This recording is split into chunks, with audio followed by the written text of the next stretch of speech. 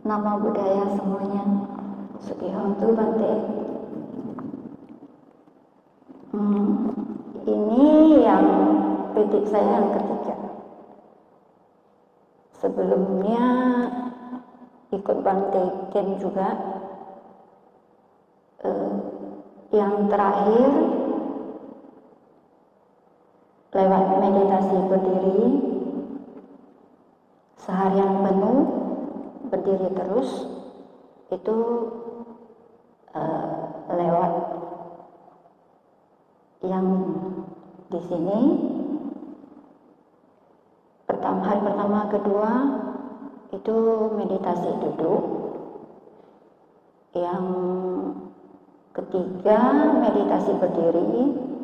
Aku mencoba untuk meditasi berdiri terus tanpa ada halangan.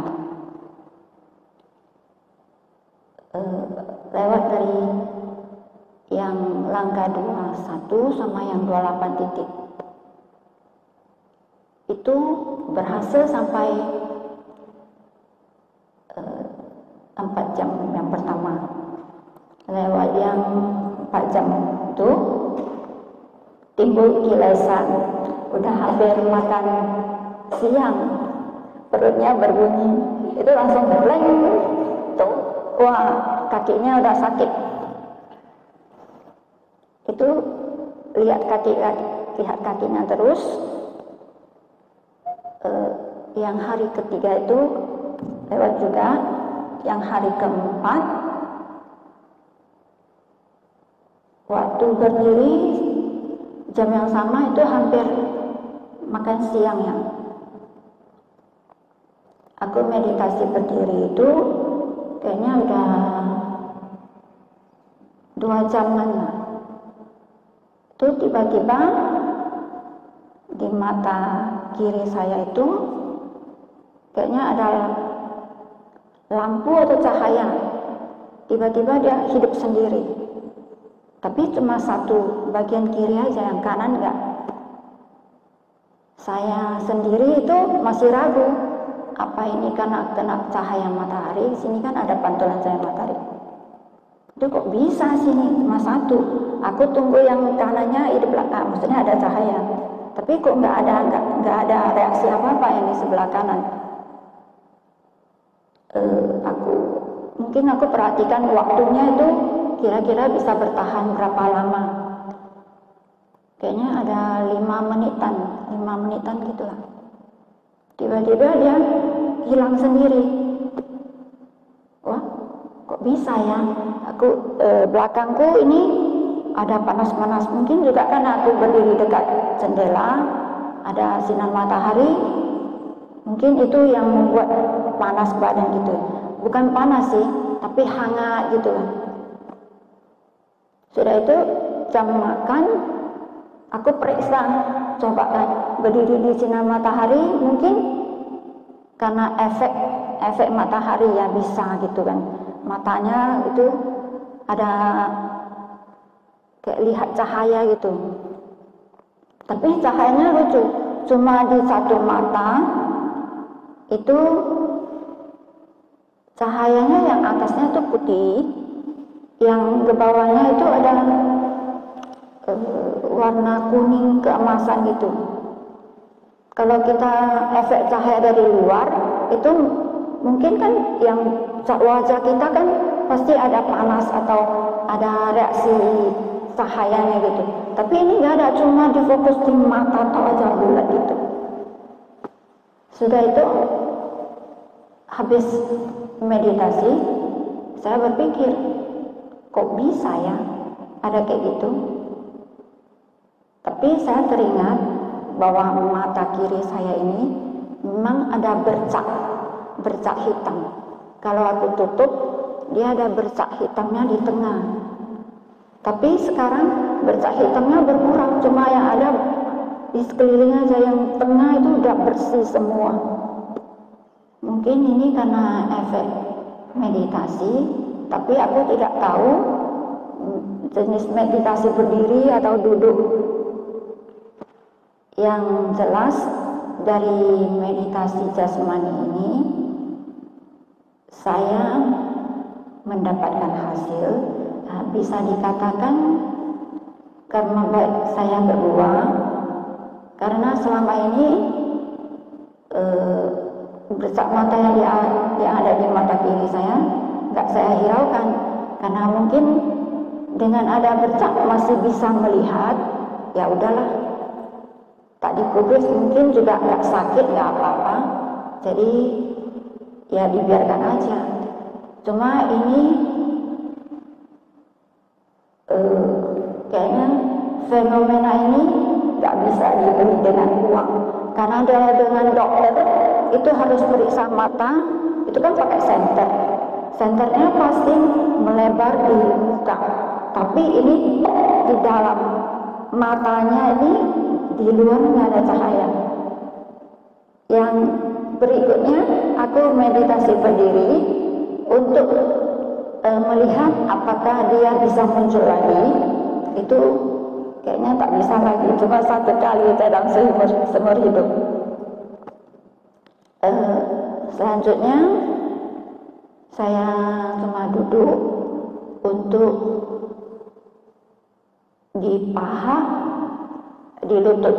Di lutut itu setelah duduk 3 jam, 3-4 jam baru muncul. Itu munculnya mula-mula satu titik, karena saya amati titiknya melemah, yang lain muncul, saya juga amati, jadinya banyak kali yang sakit di satu lutut. Waktu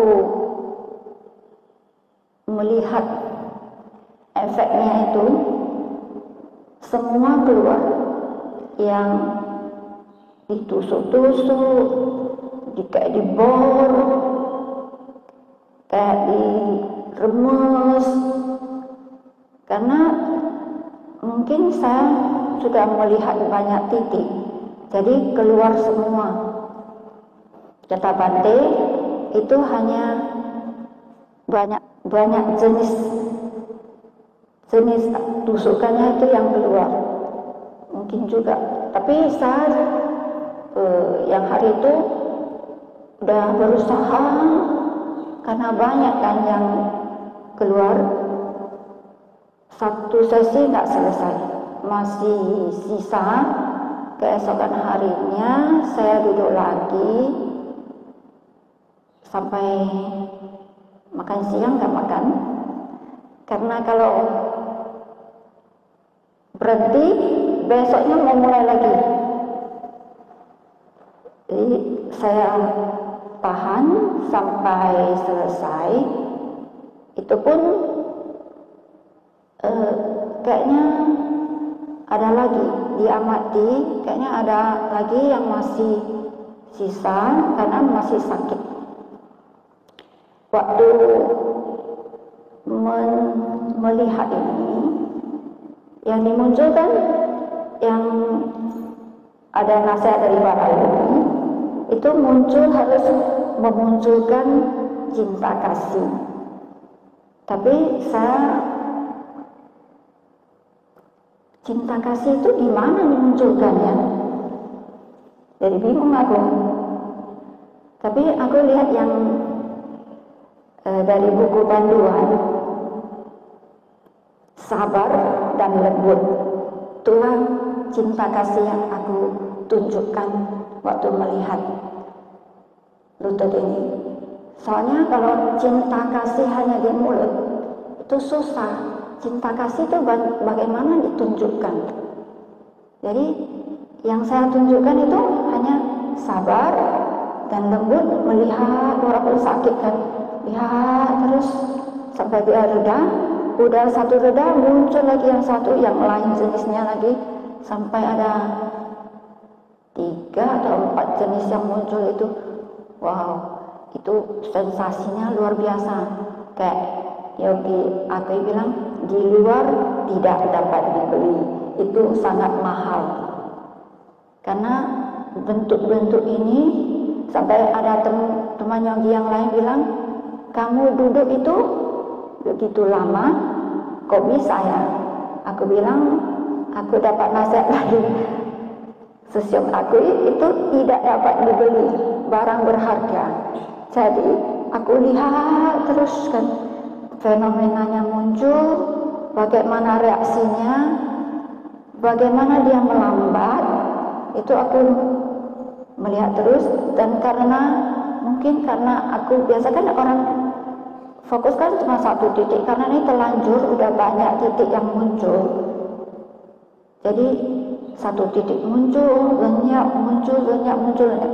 Itu kayak kita main petak umpet, hide and seek. Dia kalau lenyap dan muncul yang lain kuat kali kan. Kita lihat dia lenyap, bukan lenyap, sembunyi dia. Nanti yang lain keluar, itu nanti sampai melemah. Makanya aku sesi melihat yang di lutut itu ada 3 kali, sampai yang semalam yang terakhir baru benar-benar udah selesai. Tapi yang ada yang di dalam yang kecil sekali semalam terdeteksi, itu kayaknya itu sangat kecil dan sangat bandel. Karena dia kan dideteksi itu ada iramanya, tapi dia melemah, hilang sendiri, nanti muncul lagi. Itu yang sangat harus sabar.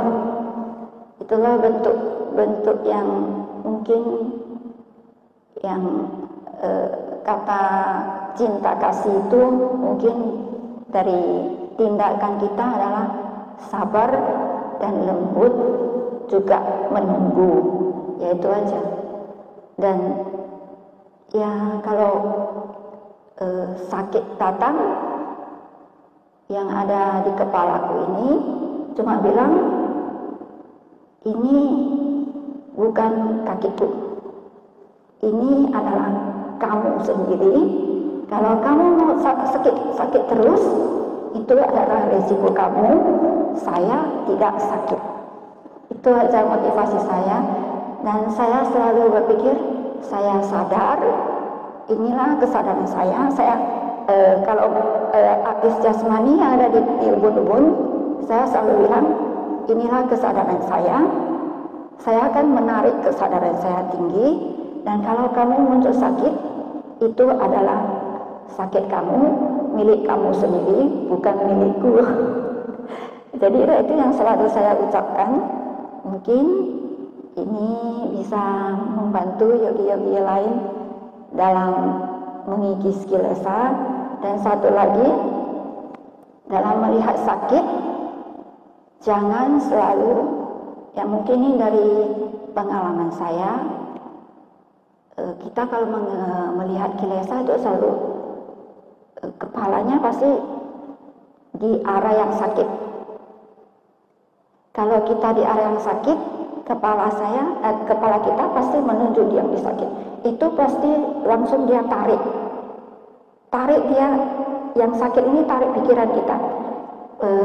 Hari itu kayaknya yang sakitnya banyak kan, sampai kepala saya sampai gitu, sampai mau nyentuh. Tapi saya sadar, saya tarik balik lagi. Saya yang di depan, cuma yang saya lihat itu dari samping lihat. Kalau kita mengikutinya terus di sini, dia pasti menarik pikiran saya. Berarti kita ikut dia sakit terus. Jadi saya menolak, saya berdiri tegak, pandangan saya ke depan, itu jangan dilihat. Maksudnya kita memang mengamati, tapi jangan dilihat. Dan aktif jasmani kita kempeskan perut itu langsung, yang kita fokus itu di sini kan, tapi pandangan kita di depan, jangan ikut dia. Kalau ikut dia, pikiran kita pasti terkena efek sakitnya itu. Mungkin itu yang bisa saya bagi. Terima kasih.